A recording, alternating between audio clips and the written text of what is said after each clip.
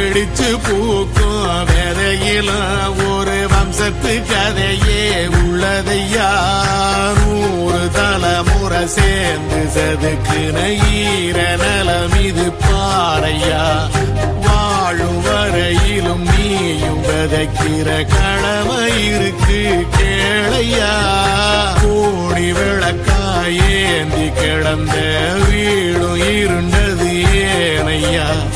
மாட விளக்கா நீயும் வரத்தான் வீடும் ஏங்கி நிக்குதையா எத்தனை சாமி வந்ததையா இது எந்தெந்த சாமி தந்ததையா எத்தனை பாட்ட சொன்னதையா அத சுத்துற பூமி கண்டதையா